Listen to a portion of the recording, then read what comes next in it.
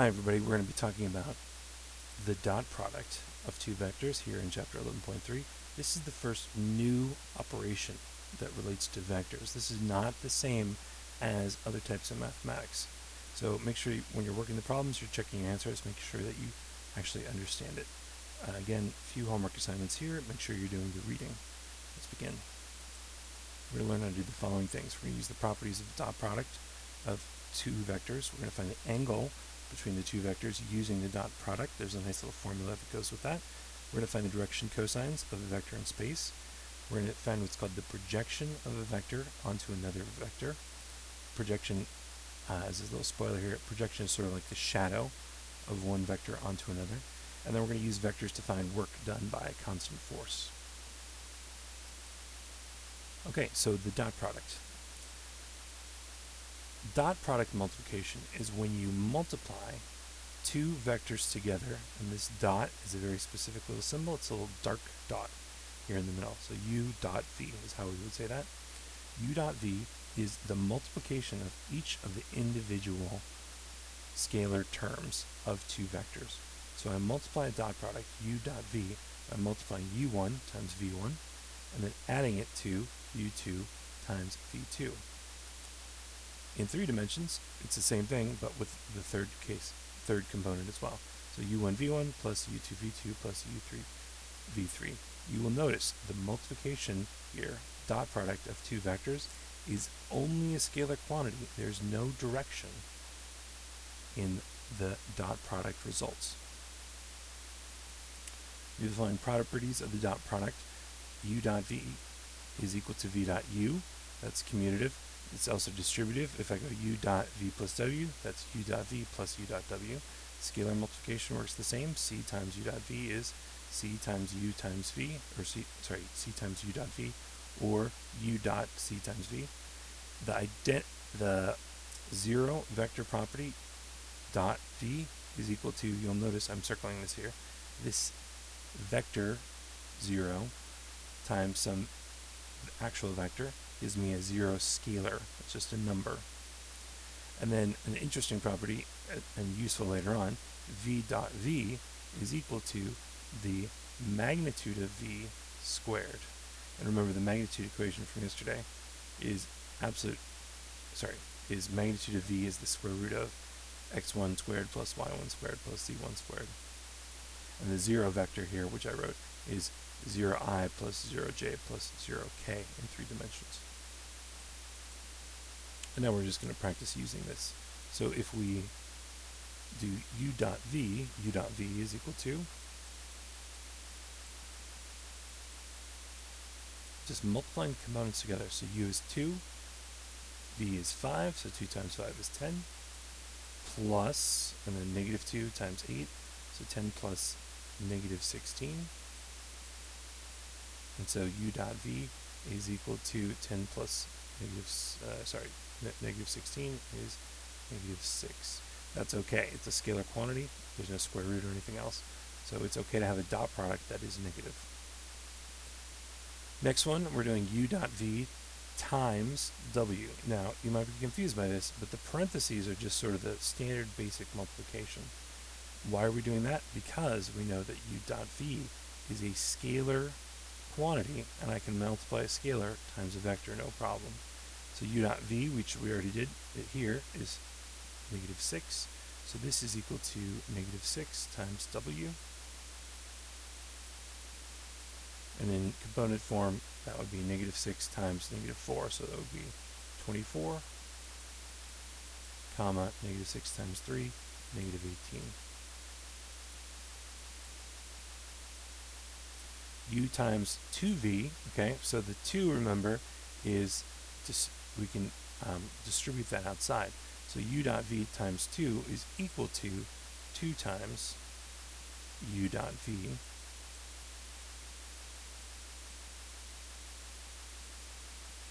And since we know what u dot v is, that's just 2 times negative 6,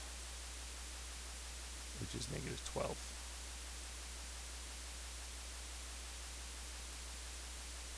The last one looks a little weird. It's the magnitude of w squared. But remember, that's equal to w dot w. And so if I know that trick, then I can do that calculation pretty easy. I just take negative 4 times negative 4, and I get 16. And then I'm adding it to 3 times 3, which is 9. 16 plus 9 is 25.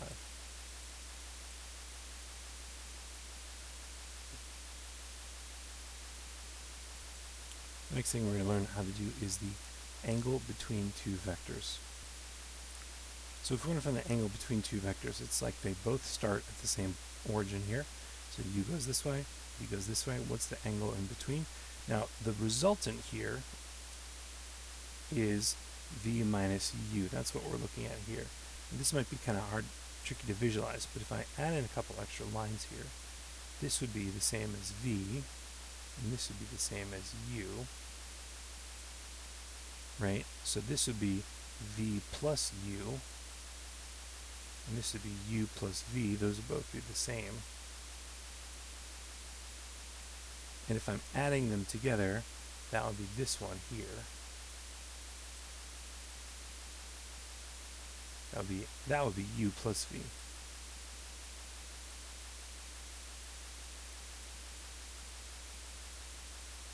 This thing here, v minus u, is the sort of the difference between the two vectors. So if I sort of erase all this, v minus u is the difference between the two endpoints of the vectors. The formula that we use to find the angle between two vectors is cosine of 0 is equal to, and it's u dot v times the magnitude of u, divided by, I meant to say, u dot v divided by the magnitude of u times the magnitude of v. If we know the angle between the two, we can rewrite the equation as u dot v is equal to magnitude of u times magnitude of v times the cosine of the angle in between. This is one way to calculate the dot product. Now, this is useful because it helps us to establish the geometric relationship between vectors that we're dotting. So if u and v both sort of touch here, if they're in opposite directions, then the angle in between them would be 180 degrees, or pi. Cosine of that would be -1, and so that gives us this -1 multiplication here if we're trying to dot these two vectors. If I'm trying to dot a vector that is at a 90-degree angle to another vector, well, if this is 90 degrees, or pi over 2, the cosine of that number is 0. And so the dot product of two perpendicular vectors is always 0. If I try to dot together two vectors that are in the same direction, this cosine term goes to 1, and so u dot v, if they're in the same direction, gives us an interesting result that you'll see in a moment. This one in particular gives us a pretty straightforward equation. So if u dot v is equal to 0, we would call vectors orthogonal. And you've seen this word before, hopefully back in geometry, at least in Calc 1. But orthogonal means that two vectors do not have a dot product. That dot product goes to 0. They're at a 90-degree angle to each other. Okay, so if we want to find the angle between two vectors, u and v, if u is 3, -1, 2, and v is -4, 0, 2, the angle between the two vectors has to do with that dot product. So I'm going to find cosine of theta is equal to u dot v divided by the magnitude of u times the magnitude of v. These are all vectors. Okay, u dot v is equal to, multiply the terms together, 3 times -4 is -12, plus -1 times 0 is 0, plus 2 times 2 is 4, over, now the magnitude of u is essentially the square root, this is a little trick, the magnitude of u is essentially the square root of u dotted with itself. So if you can do that math pretty quickly, you can find the magnitude. So u dot u would be 3 squared plus 1 squared plus 2 squared, so that would be 9 plus 1 plus 4. So that would be the square root of 14 times magnitude of v would be the same. So multiply each term by itself. So negative 4 squared, 16 plus 0 plus 4, so that would be the square root of 20.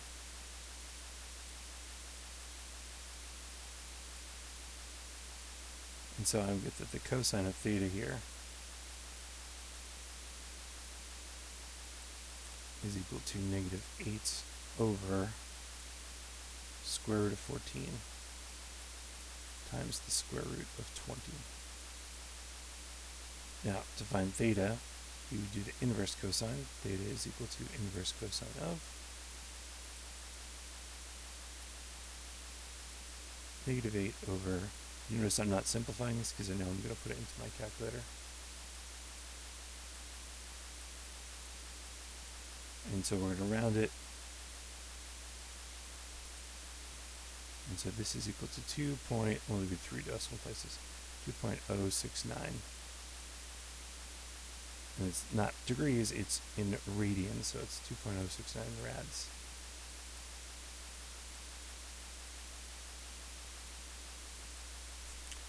Now let's do u and v. So the cosine of the angle between u and w, I meant to say, between u and w is, so I'm going to do the dot product first. U dot w would be 3 times 1, so that's 3 plus negative 1 times negative 1, which is 1, times 2 times negative 2, which would be negative 4, over the magnitude of u. Again, we did that already. Magnitude of u is square root of 14. Haven't done the magnitude of w though. That would be 1 plus 1 plus 4, so that would be the square root of 6. Oh, and look at this. 3 plus 1 is 4 minus 4 is a 0. Now, that means that the cosine of 0, if I divide 0 by two numbers, all I get is 0. That means the cosine of that is 0. That means that the two vectors, u and w, are orthogonal, so the angle in between them is always, if the cosine of theta is 0, then theta is just pi over 2. For part C, if we have v and z, v is negative 4, 0, 2. Z is 2, 0, and negative 1. So if I try to find that angle in between, that's equal to, now let's move that over.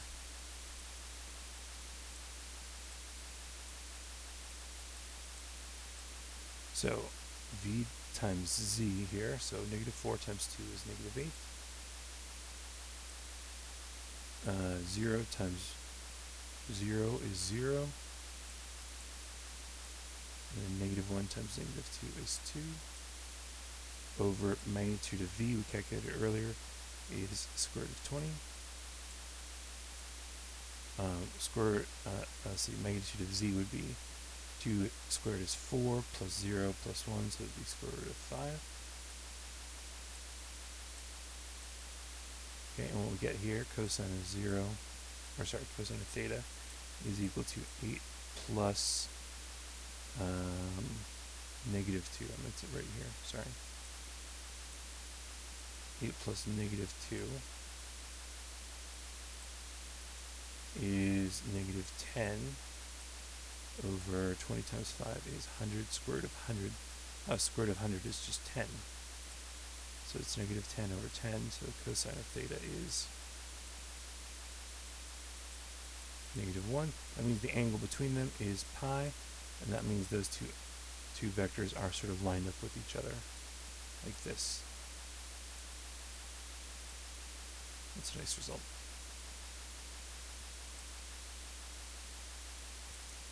Okay, and the last thing we're going to do in this chapter is what's called the projections and vector components.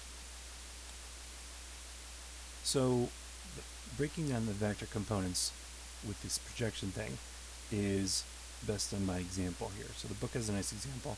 I've got some boat here. I've got forces W1 and W2.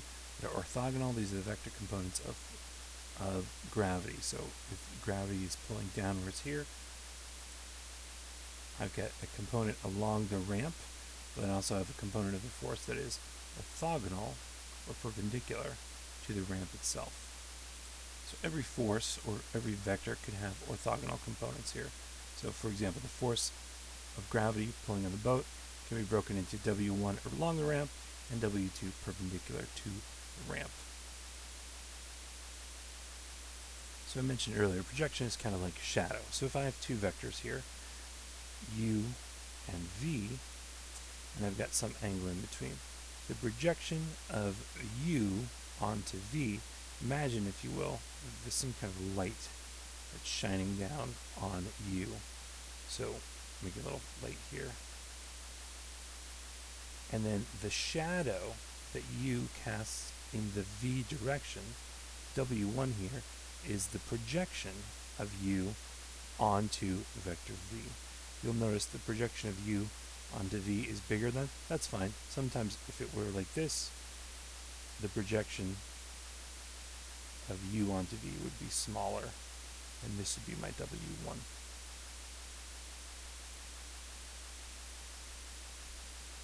So think of projection as sort of like the shadow. If I am perpendicular here to this coordinate system, what's the projection of U onto V? Think about that light shining straight down. This would be your projection, W1. W2 would be the component form of that. So U here is made up of W1, the projection onto V, and then W2 would be the orthogonal component here. To calculate projection, we're going to use the formula. This is 11.6. The projection of U onto V. So the notation is a little weird. It's projection of V onto U, and V gets the, the projection of U onto V. It's confusing notation.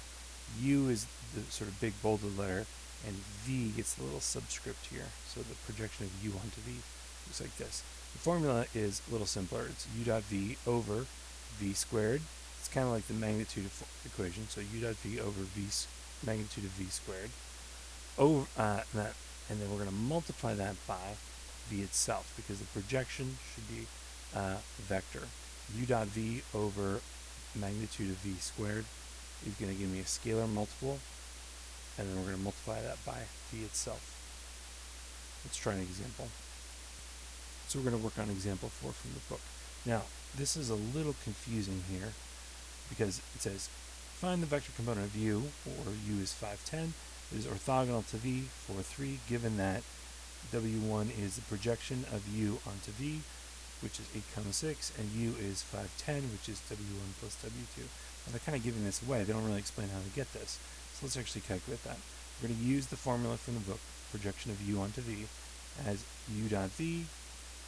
Can't forget my things here, sorry. Almost forgot my arrows. U dot V. There we go. Over the magnitude of V squared. So this projection of U onto V is going to be equal to U dot V. So U is 510, V is 4,3. So 5 times 4, that's 20, plus 10 times 3, which is 30, over the magnitude of V squared. So that's, remember, magnitude of V squared is the same as V dot with itself. So it's 4 squared, 16, plus 3 squared, which is 9, so that's 25.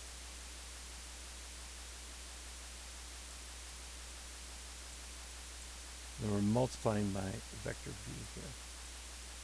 20 plus 30 is 50. 50 divided by 25 is 2. So the projection of U onto V is just 2 times V, which is equal to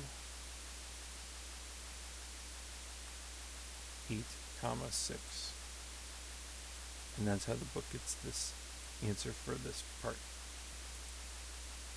Now, I want to find the orthogonal component as well. So remember, in this drawing, U is like this, V is like this. We have the projection coming straight down here. And this distance here is that W1 component. This distance here, this will be our W2, orthogonal to W1.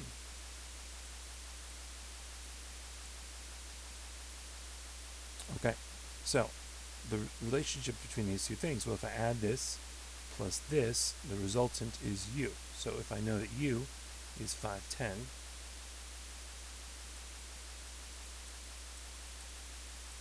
that's equal to W1, which is 86, plus W2.